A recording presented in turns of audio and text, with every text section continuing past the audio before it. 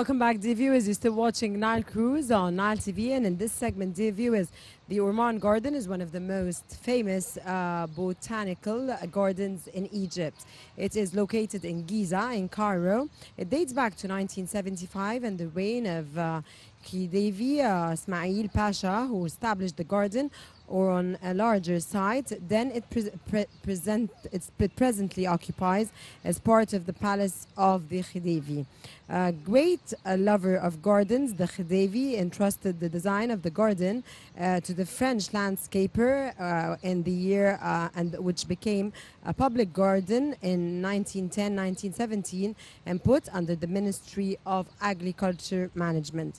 The garden covers about 28 acres. Today, the garden contains a rock garden, a rose garden, cactus gardens, and probably the most notable feature, the lotus pond. Dear viewers, in this context, we have with us a very special guest, which is Mrs. Maha Abdel Fattah, and she is a touristic guide, which is going to be telling us more about this wonderful garden today.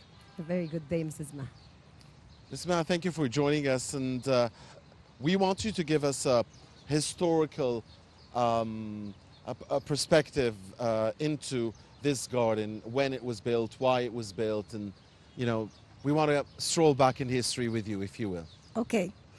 Actually, this garden at the beginning was much larger than what it is now. Now it's about 28 acres, but it was much larger because actually when they established Cairo University, they cut like 90 acres from the garden to Cairo University.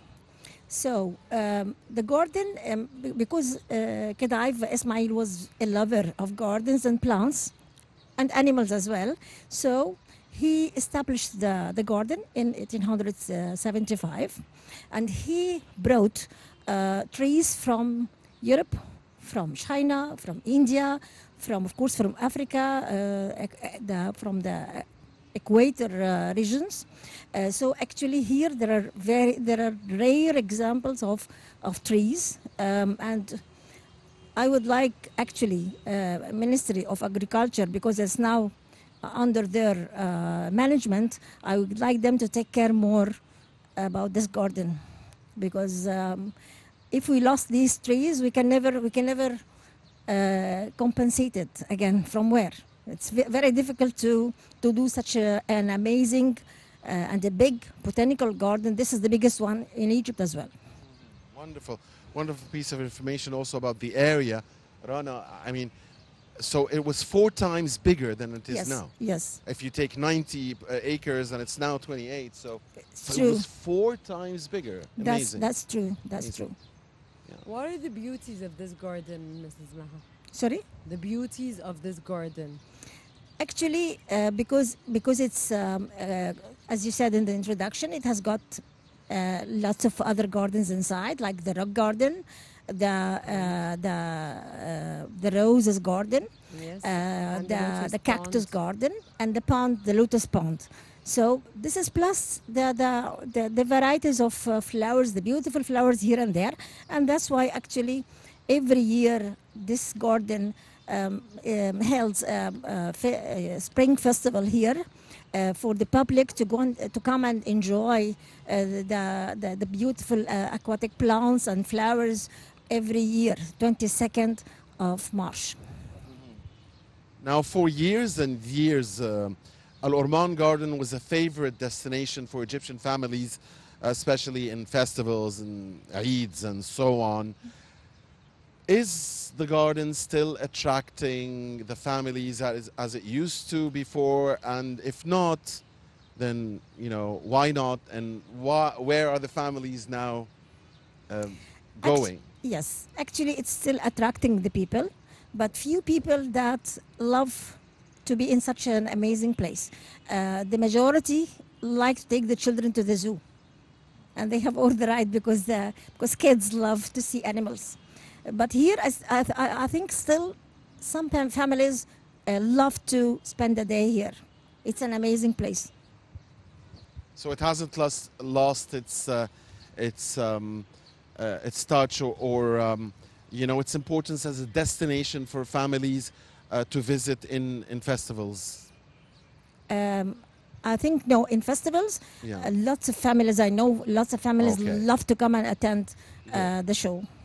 Good to hear. Okay, what are the favorite places in the garden for visiting, and what is unique about its architecture?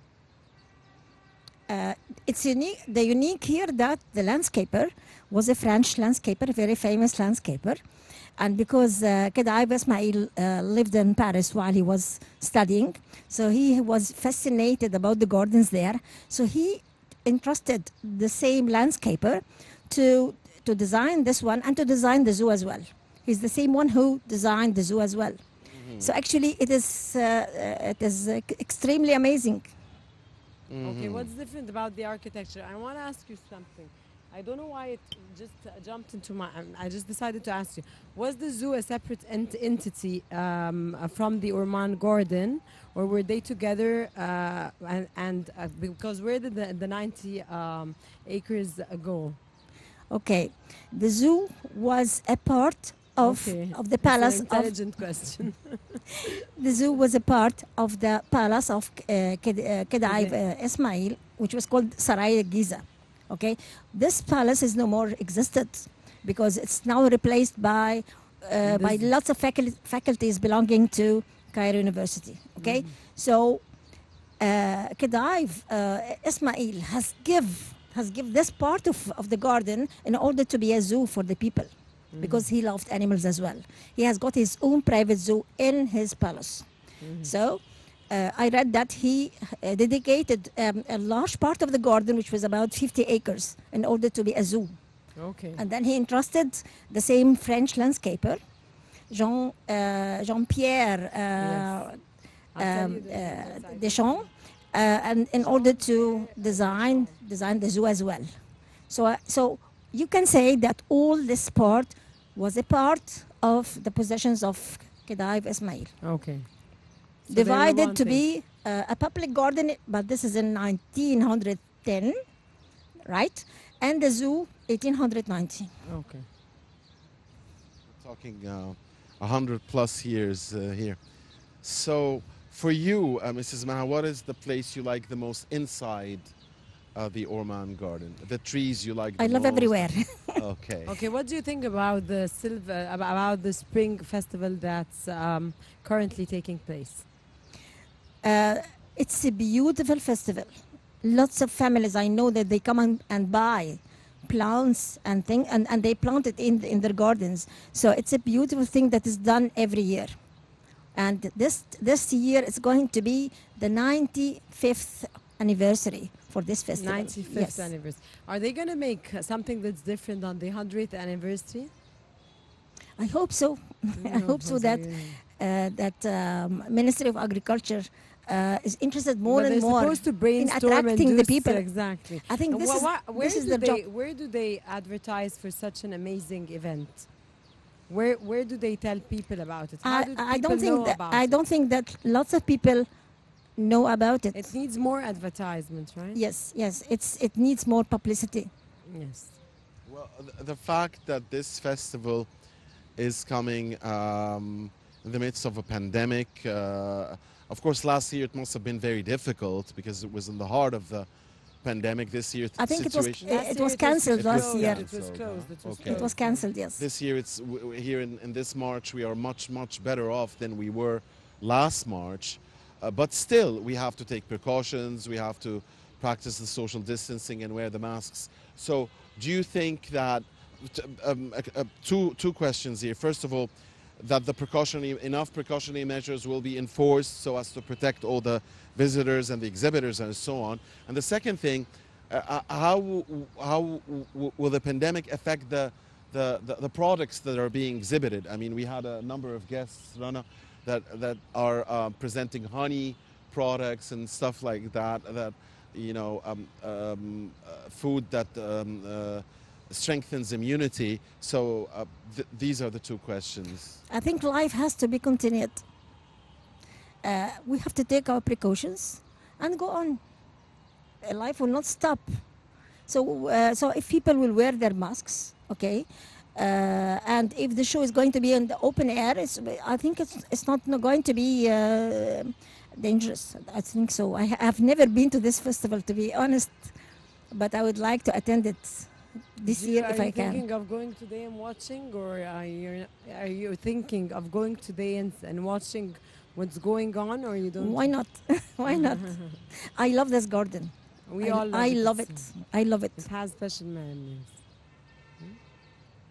All right. Mrs. Maha, how do you think our tourism industry is faring at the moment in the recovery following the worst times of COVID-19 last year? Actually, as tour guides, we are still suffering. I think maybe when the people will take the vaccine, they will not be so afraid to travel as they used to do. But for bad luck, we are going to hot season, which is not our season for tourism. But for domestic tourism, For it domestic, is a okay, season. but actually, Europeans, they love to come here in winter to enjoy the sun. So if they will come in the heat, it will be very hard for them to go to Aswan and to go to Luxor, which is a very good, very important part in their tour. So if they will suffer there, it will be very hard for them. So we're looking forward now to next winter. I mean, that's the Next week, winter, Okay, most probably. Mrs. Maha, do you see tourists approaching or coming to the garden here? Do they know anything about the Orman Garden, the tourists that come to visit Egypt, or they do not? Tourists, Tourists. this is our job. When we pass next to it, we will tell them the history of the place, the history of the zoo. We tell Do them. they come in? This is our job, but I don't think normal people know the history of the place. I don't think so, unless if they are readers. It's true. True. Well, reading is everything, and is what gives us knowledge, and gives us culture. On this note, we thank very much the viewers on your behalf, our dear guest, Mrs. Maha Abdel Fattah, tour guide. It's been a great pleasure Thank you. having you with us, Thank and you. we hope to see you again. Thank you. Thank you so much I for hope so. joining us, Mrs. Maha. Thank you, dear. It was I a hope so. wonderful, Hope so. Thank you. interview. Dear viewers, stay with us. You're watching Nile Cruise on Nile TV. We'll be right back.